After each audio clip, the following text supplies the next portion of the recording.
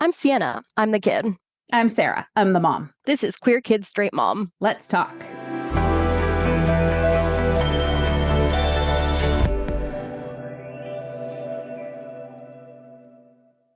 Welcome back to Queer Kids Straight Mom. Happy New Year. I was going to say, I hope 2026 is a better year, but we are not off to a really encouraging start. What with the military occupation of Venezuela. So I guess let's just all hang in there and hope for the best, right? Yay. Today, on an equally not that cheery note, we are talking about gender-affirming care and some of the legislation that is out there right now attacking access to gender-affirming care, basically, just to kind of give an overall idea of which states have this going on, what some of these bills are, and because we will say this until we're blue in the face, explaining what some of the people writing these bills seem to think is happening as opposed to what is actually happening when teenagers transition. You can go to the ACLU's website and find lists kind of broken down by topic on attacks on gender-affirming care. I just kind of looked up anything having to do with healthcare age restrictions because that's kind of our focus is young people. With the caveat that I think these bills are sort of a stepping stone in the direction of restricting access to healthcare for all trans people. We started to see a couple of bills crop up with language, that, well, actually, you don't count as an adult for gender-affirming care until you're 20. Or there have been some that have said, healthcare providers must evaluate all candidates for gender-affirming surgery for autism and other mental health and developmental conditions. So I do think that it's worth being aware that that is the direction that a lot of these things are moving in, but that children are still kind of the primary target of this legislation as of now. Also that it can sort of end up being a self-fulfilling cycle, right? You ban it in kids and you can get that through because you're quote unquote protecting kids. And then once you've done that, you can start saying, this is so dangerous. We had to keep kids from doing it. And then you kind of lead into attacks on everybody else. Yeah, it's a really effective way of shifting the Overton window, I think, on gender-affirming healthcare. Yep. The ACLU is tracking 67 healthcare age restrictions in the U.S., Arizona, Arkansas, Colorado, Connecticut, Delaware, Georgia, Illinois, Kansas, Kentucky, Maryland, Massachusetts, Michigan, Minnesota, Missouri, Montana, New Hampshire, New Jersey, New Mexico, Ohio, Oklahoma, Oregon, Pennsylvania, Rhode Island, South Carolina, Texas, Utah, Virginia, Washington, West Virginia, Wisconsin, Wyoming. So everywhere then. I mean, New York's not on there. Nothing in Maine. There are a couple that are not on this list. Does it specify what stage of the process they're in? Yeah, I mean, you can look that up. So that one I looked up on Montana, which we'll get to in a minute because I read it and was like, that's messed up. See, I was like, yep. That one, for example, you can go to and it says introduced and it passed House committee. Oh, this one says died in. Yeah, well, so that's what I was thinking, right, is that there are all sorts of phases these bills can be in, and a lot of them do get sort of filtered out as they die in committee, as they don't pass a particular chamber, as the governor refuses to sign them, and then some of them will also get tangled up in court challenges, and sometimes the court will place an injunction saying, this law can't go into effect until the challenges to it have made their way through the court system and we have a clear ruling on it. And then obviously there are the things that actually do get successfully passed into law. But interestingly enough, we're probably also about to see a big increase in the number of these bills that do exist, just because states that don't have professional legislatures are about to start their legislative sessions. So Utah, right, has a January through March, April, something like that legislative session. And so that's when you'll start seeing all of those bills get cranked out. Montana just has a sort of pared back legislative session because Montana only has full legislative sessions every other year. And so you do see these things sort of come in waves, especially because it tends to be the more conservative states that don't have professional legislatures. Another reason I think this is useful, even the things that are not passing, is just I don't know. I always think it's just interesting to see who introduced this, even if it didn't go anywhere. So you can be educated about the legislators in your state. And, a lot of times they're from some rural community that, they're bringing an idea that doesn't necessarily represent the majority of people. Although, I mean, the ones in Montana are all from Kalispell usually, which isn't exactly a rural community. True. Kalispell's, yeah, they're doing their own thing up there. These are, like I said, healthcare age restrictions. So a lot of those are just saying that you can't get gender affirming care if you are under a certain age. Is that, you said 20? I mean, Across the board, or is that like a statewide? that's a statewide thing. The intellectually consistent thing would just be, yes, 18 is our age of consent. It's when we allow you to start getting tattoos. It's when we allow you to start, voting. It's when we consider you to be a fully fledged adult. And so most legislation around this will just, that'll be the generalized age. But yeah, I want to say it was maybe Missouri. It's definitely somewhere in the South that did have a bill saying, and I don't remember if it was for sure 20 was the age, but it raised the age beyond just like the legal age of adulthood for reasons. Right. The one that I was just telling you that I read, that Montana, this never went anywhere, thankfully.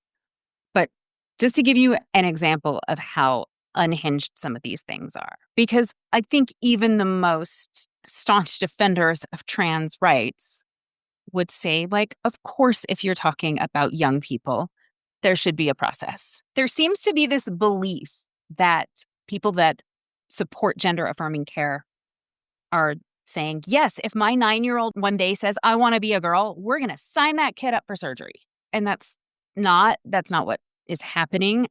And that surgery doesn't happen because there are all of these steps involving healthcare providers and therapists and this whole long process that ends in not surgery. And whenever I say that, somebody jumps in with like, it's never happened. See, you're a liar. You guys lie. Yes, there have been situations with younger people under 18 that it was deemed life-saving intervention.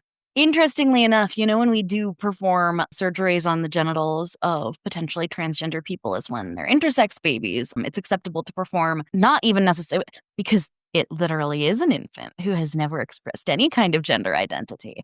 The doctors will look at that infant and say, oh, we think this baby is most likely to identify as this, and their genitals are not necessarily aligning to the norm for one sex or the other. So we're just going to choose one, and hopefully that kid will be happy with that. Right. And you'll notice that you never see any Republicans complaining about that. Research has indicated that around 1.7% of people are born intersex, but that is including people with missing or extra sex-linked chromosomes, those with other physical variations that don't fit into categories of male and female. So some of these things are obvious at birth. Some of them, may not show up until later in life. Some of them you may never know if you didn't test your chromosomes. So fewer people than that are born with, obvious intersex traits. But yes, that's kind of what has been done is parents say which sex they want their kid to be. And usually that's not like, oh, make this a boy, but like whichever one seems easiest to. Sometimes it's what seems easiest, sometimes based on data on the particular intersex condition, doctors will say, well, this person is more likely to identify as this.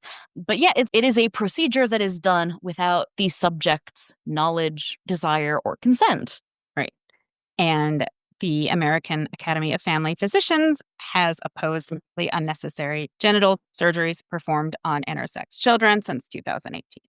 Literally everything that Republicans claim is happening with transgender children is what's happening with intersex babies. That kind of sums it up. So anyway, we always say this again, just to make it clear that the stories about all of these surgeries being done on kids in elementary schools. Your kid goes to school a boy and comes home a girl. I mean, hopefully nobody that's listening to us believes that. Actually, if you do, thank you for listening to this. We appreciate you having an open enough mind to seek out other perspectives on the subject. Yes, because that truly is not what is happening. I sort of think that if you have to come up with stories that wild to turn people against something, like that usually is an indication that it is not as bad as they're trying to make it sound. All of this as a lead-in for how unhinged this bill that fortunately didn't go anywhere, and this, we specifically know of this in Montana, I'm sure this is happening in other states too, was basically saying that if a child is transitioning with the knowledge and support of their parents, that child can be taken away from those parents because it's abuse or neglect, which is just so, so horrifying. You know what's not abuse and neglect is refusing to vaccinate your children against preventable illnesses and letting them get sick and die from those preventable illnesses. Right. That's normal good parenting. And we have talked about this before. I would encourage you, if you want a little more information, to go back and find particularly an episode where we had a pediatrician on our show to talk about what gender affirming care in young people is and what it isn't.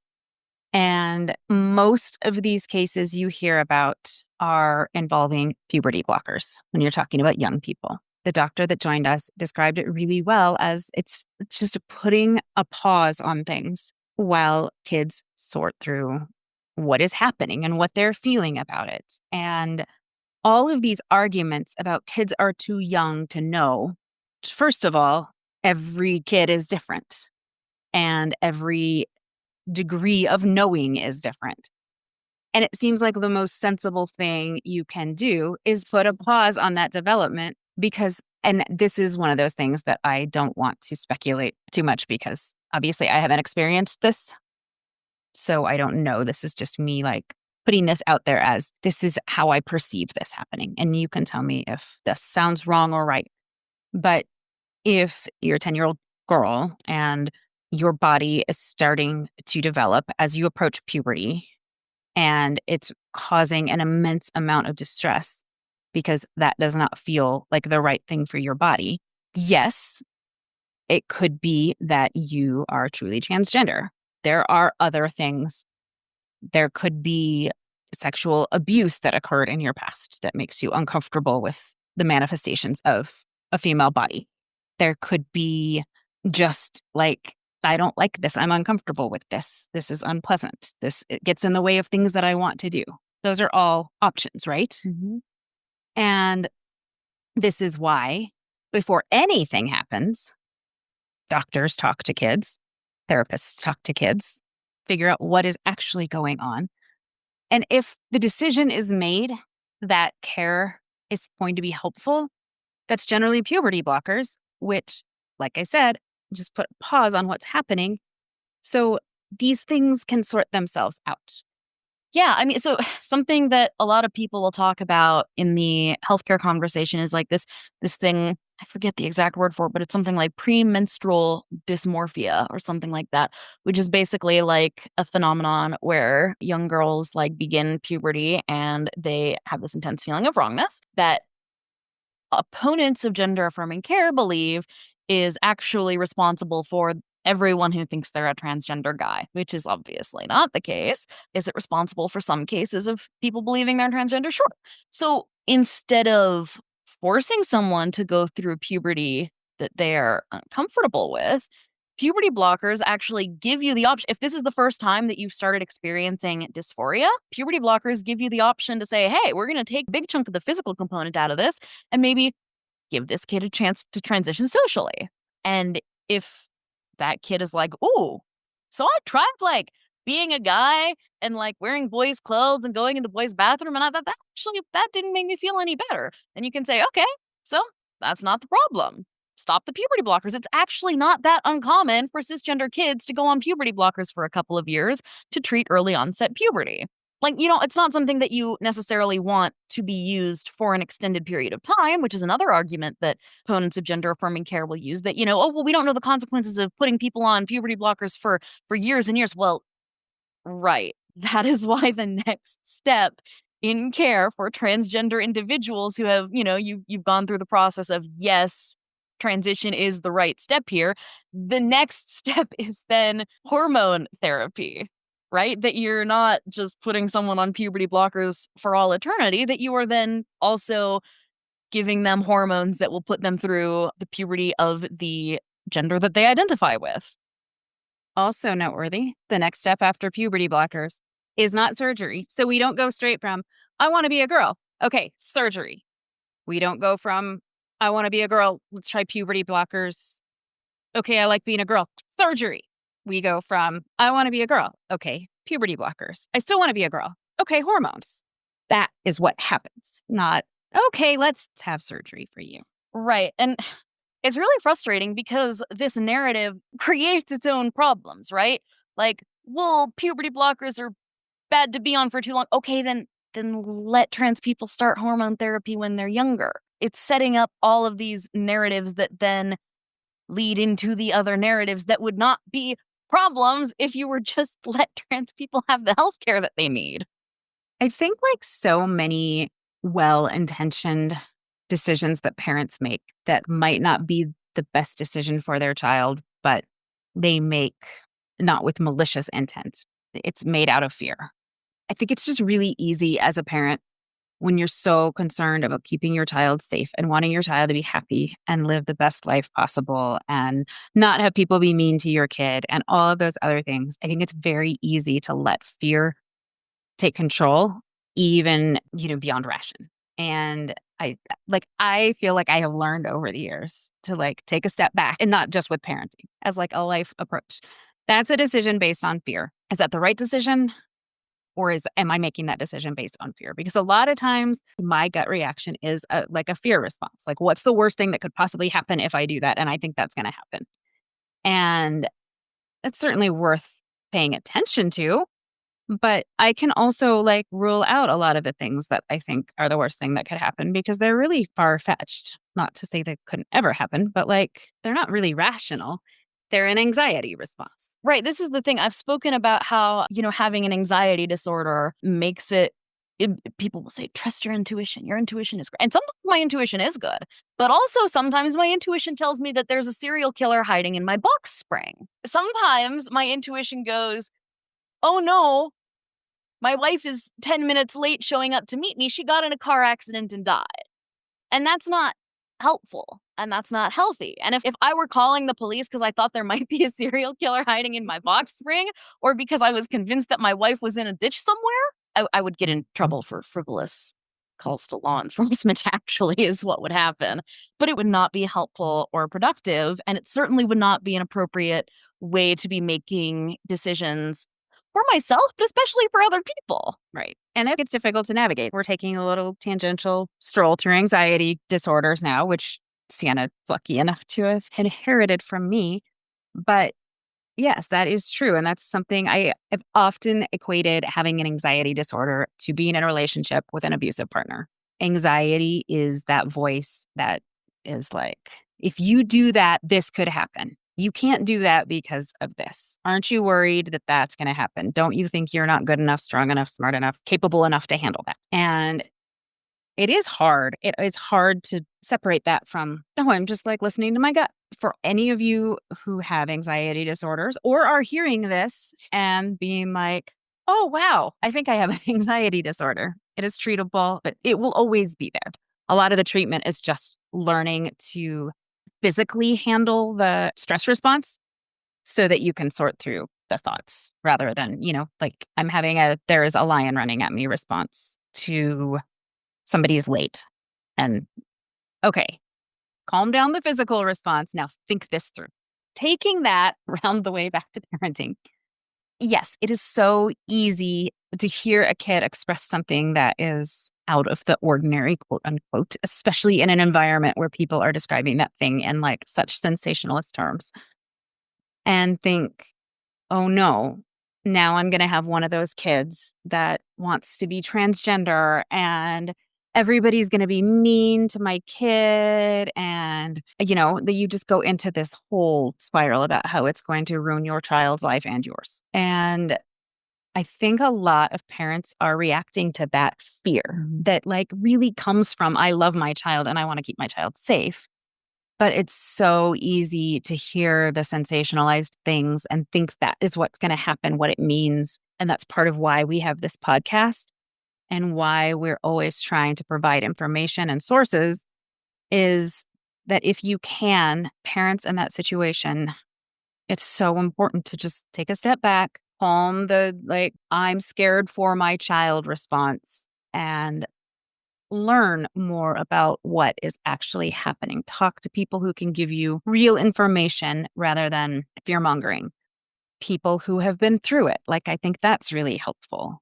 But an important thing to remember also is, and I don't want this to be misinterpreted. Like, I feel like this is the kind of thing that could easily be misinterpreted. So please don't think I'm saying, if you just do this, they'll decide they're not trans and everything will be okay. Like, that's not what I'm saying at all when I say this. But it's also a way of sorting through what your child is going through, to talk about it, have them talk to the doctor about it, have them talk to a therapist about it, and find out if something else is going on.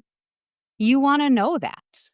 You want to know how to help your child work through the thing. If it is not that, like, your daughter really wants to be a boy, it's something else that is happening in her life, then the best thing you can possibly do is it's to, like, let her talk through those feelings with professionals. Because I think a lot of people just say, no, I don't want to hear that. No, stop talking that way, because they're so scared that if their child does go to a professional, that professional will say, yes, your kid is trans. And then they think the worst. Like, Well, people think of it as like a death sentence. yes, I was just going to say, people treat it like finding out that, like, their kid has cancer or something. I mean, we all do that, right? I don't want to go to the dentist because they might find a cavity. I don't want to have that test because what if it means I have this? Like, I think that's a natural response. You can, like, be in denial as long as you don't, like, hear the facts, right? But the facts are really important. And your child being heard is really important. And the trust that you will build by listening and taking it seriously and getting your child medical care is going to help you sort through a lot of things. And it's going to help your kids sort through a lot of things and be able to be more honest about things. And yes, what Sienna was talking about, premenstrual dysphoria. Yeah, maybe your kid goes on puberty blockers and it puts her period off for a little bit. And then all her friends start getting their periods and they're like, oh, the cramps, the blah, blah, blah.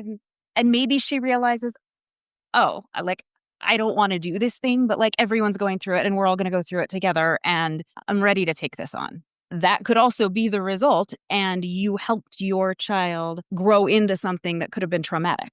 There's so many journeys that kids go on. I mean, we framed it kind of linearly earlier as, social transition, puberty blockers, hormone therapy, maybe surgery. But it doesn't have to be linear either. It can be social transition. No, not for me. It can be puberty blockers. No, not for me. It can be puberty blockers. Oh, this is helping me uncover something else that is going on. It can be puberty blockers, then hormone therapy. Ooh, after a couple months of that's not making me feel great about myself. Transition and gender exploration do not have to be these linear things. And in my opinion, the best way to prevent kids from taking steps that they might end up regretting is to give them space to explore in a safe way. Right. I mean, we could use our whole anxiety disorder tangent as a little bit of a metaphor. If this kid is panicking about the onset of puberty, they're having an anxiety response that maybe if they can step back and say, this seems like the most horrible thing in the world to me, and have some time to calm down before they face it, it's hard to see that as this drastic abusive thing. Right. Would you not rather your kid have that space than end up, like, self-harming because they're uncomfortable with what's happening to their body? Like, again, a lot of gender affirming care opponents will say, now you're just threatening that kids are going to commit suicide because you don't give them what they want to eat. And, like, no, it's legitimately a very well documented connection. Because one of the most distressing things is feeling trapped, right? Like, you have no options. Is that your body is not your own, that you can't control what is happening to you. Which brings me to another really important thing that, again, I've talked about this before, but people will talk about how, well, the hormone therapy is this irreversible transition.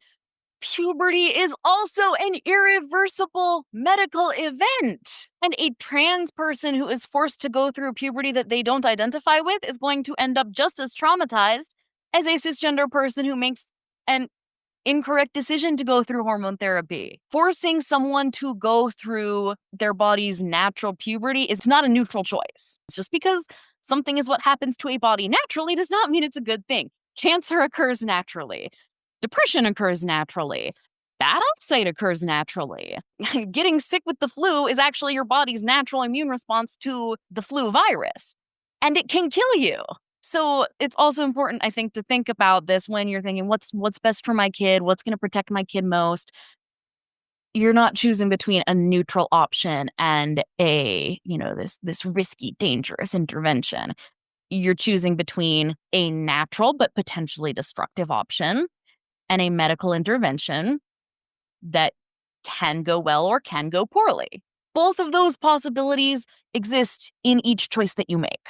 Kind of coming back to the legislative aspect of this, I think because this is a difficult issue, in part because there's just so much that people don't know and there's so much misinformation out there, that it's a really politically popular one for Republicans because that fear mongering is really effective. And, it's easy to scare parents into backing these bills. Especially like this is something that I see even with liberal friends is it is a complicated issue. It's very complex and it has a lot of moving parts. And I think that it is really hard for people to digest those kinds of things when they're being fed all of these clickbaity, scary things, right? It's hard to process. You're just automatically like, of course we shouldn't be doing surgery on 10-year-old. Well, okay, nobody disagrees. So let's start there.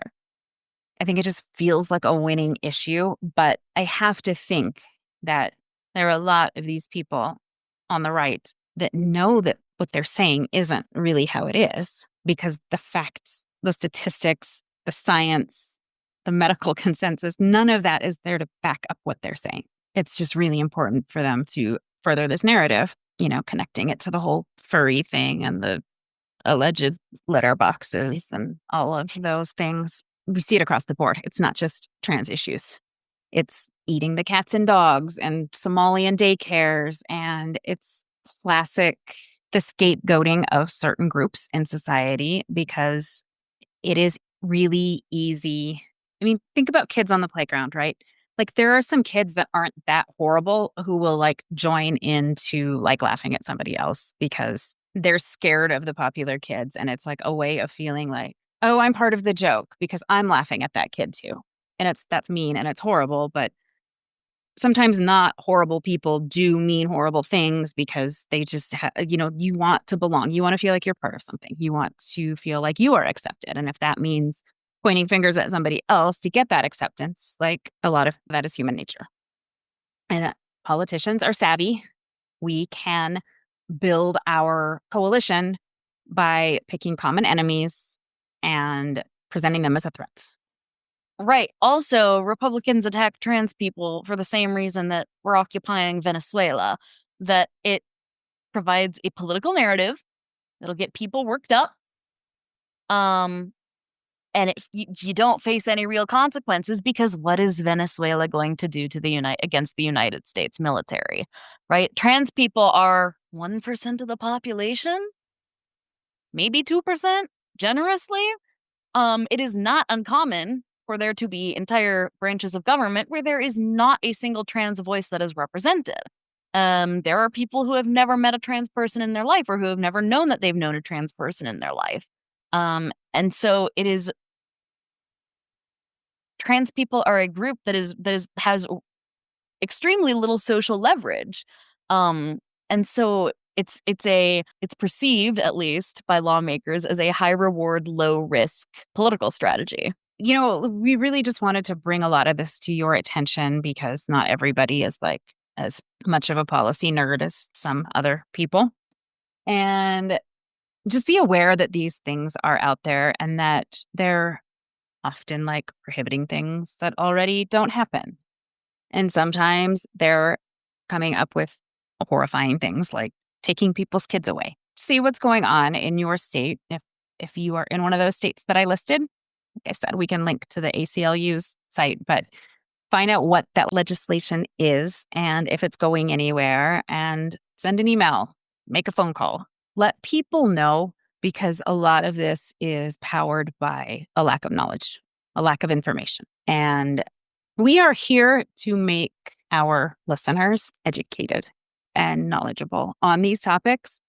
so that when you're talking to your friends and they're like, but I do agree that we shouldn't be giving sex change operations to children, you can be the voice that is saying, that's not what we're talking about here. Yeah. And we'll obviously be keeping tabs on this next legislative session and see what other crazy things the Trump Republicans can come up with to distract from the fact that president is a predator. Everybody should watch the movie Wag the Dog. You have never seen that movie. You should watch that movie. Okay, speaking of watching things, I think next time we have to talk about Stranger Things. So if you haven't finished the series, finish it. And we can have a good conversation about will and symbolism. Hang in there, everybody. Happy New Year. We'll catch you next time. Bye. If you found this episode interesting, informative, amusing, please review and follow us on your podcasting platform of choice. Getting those reviews and follows really helps us show up more in the algorithm and be able to reach more people to help them. You can find us on social media, Instagram, and Threads at queerkid.straightmom, Blue Sky at qksm.bsky.social, and Facebook at queerkidstraightmom. We are no longer on Twitter.